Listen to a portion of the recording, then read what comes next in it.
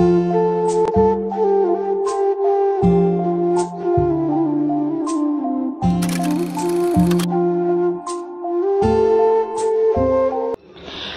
সকাল আমার প্রিয় বন্ধুরা, তোমরা সবাই কেমন আছো? আশা করি সবাই খুব ভালো আছো, সুস্থ আছো। আমি মনিকা, আমার আরো একটি নতুন ব্লগে তোমাদের সবাইকে অনেক ওয়েলকাম জানাচ্ছি।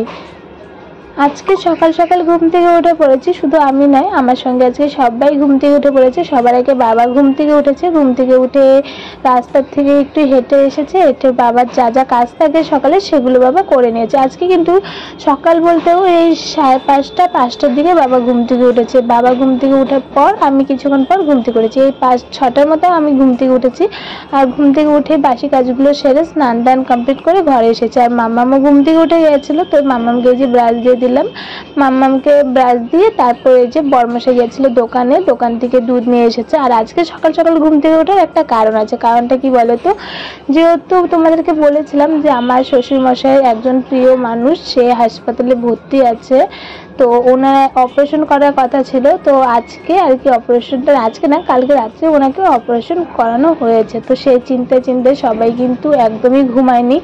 তো সেজন্য সকাল সকালে সবাই ঘুম থেকে উঠে পড়েছে। আর ঘুম থেকে উঠে বাবার বোনের কাছ থেকে জানতে পারলো যে অপারেশনটা করার কথা ছিল, সে অপারেশনটা হয়ে গেছে আর উনি খুব ভালো আছে, সুস্থ আছে। সেজন্য কিন্তু সেই আনন্দতেই কিন্তু সবাই সকাল সকাল ঘুম থেকে উঠে পড়েছে। আর এদিকে দেখো, ঘরে কিছু জিনিস ছিল না, সেগুলো বড়মাসের দোকান থেকে এনে দিয়ে গেছে। আর এখানে ম্যাগি এনেছে, বিস্কুট এনেছে, আর চা পাতা চিনি যা যা ছিল না সেগুলো সব এনে দিয়ে গেছে। তারপরে যে এদিকে মা চা বানিয়ে নিয়ে এসেছিল, তো চাটা খেয়ে নিয়েছে। আর এদিকে যে বাবার চা খাওয়া হয়ে গেছে, বাবা ওষুধ খেয়ে নিচ্ছে। আর বাবারও হাই প্রেশার, সুগার, অনেক রোগ আছে। তো যা যা সকালে যা যা ওষুধ থাকে, সুগার ওষুধটা বর্তমানে এখন নেই, প্রেশারের ওষুধ আর এবং কি আছে হলো গ্যাসের ওষুধ, এই দুটোই বাবা খেয়ে নিচ্ছিল। আর ওইদিকে মাম্মাম যে আছে, মাম্মামের দুধ খাওয়ানো হয়নি। এদিকে দুধও ছিল না, বর্মশাই সকালে দুধ এনে দিয়ে গেছে, বর্মশাই কিন্তু কাজে চলে গেছে। আর এদিকে আমি এখন দুধ জাল করে নিচ্ছি। দুধ জাল করে নিয়ে ওই ঘরে গিয়ে মাম্মামকে খাইয়ে দিব।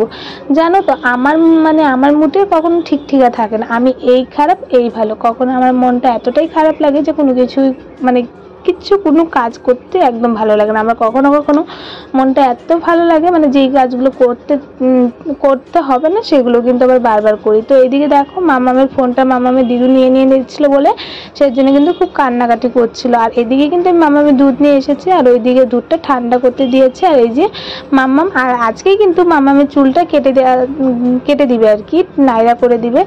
আসলে কি বলতো, আমার না ছোটোর থেকে মেয়েদের চুল কাটাটা একদম পছন্দ না। আর আমি মামামের যতবার চুল কাটে আমার একদম ভালো লাগে না, আমার খুব খারাপ লাগে। আমি ছোটোবেলায় আমি নিজেও চুল কাটতে চাইতাম না, আমাকে অনেক জোর জবরদস্তি করে চুল কাটানো হতো। আর মামামকে যখন আমি চুল কাটে তখন কিন্তু আমি সামনে থাকি না, কারণ আমার খুব কষ্ট হয়। আর এর জন্য কিন্তু আমার শ্বশুরমশাইয়ের সাথে প্রচণ্ড ঝগড়াও হয় এই নিয়ে।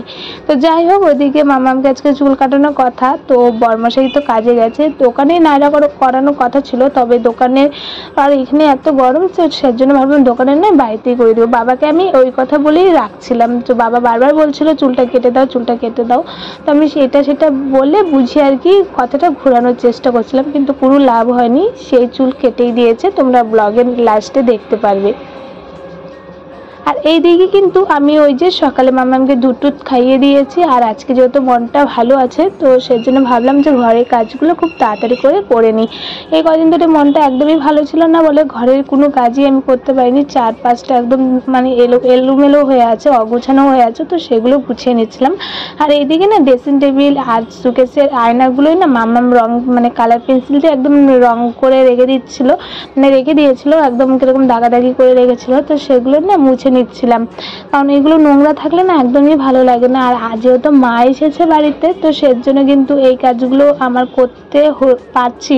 আর নয়তো আমি রান্না খাওয়া মামামকে নিয়ে বেশিরভাগ সময়টা চলে যায়। ওইদিকে মা রান্না করছিল আর এদিকে মামামকে দেখছিলাম, আর তার সঙ্গে ঘরের এই কাজগুলো করছিলাম। তো চলো এখন ড্রেসিং টেবিল আর সুকেস খাট এগুলো মুছে নিয়ে তারপর ওই ঘরে গিয়ে তোমাদের সঙ্গে তোমাদের সবার কাছেই অনুরোধ রইল আমার পুরো ব্লগটি জুড়ে আমার পাশে থাকার জন্য। আর যারা আমার পরিবারের নতুন সদস্য তাদেরকে জানাচ্ছি যে প্লিজ আমার চ্যানেলটাকে সাবস্ক্রাইব করে আমার পাশে থেকো। আর যদি আমার ব্লগটা ভালো লাগে তাহলে লাইক, কমেন্ট আর বেশি বেশি করে শেয়ার করে দিও।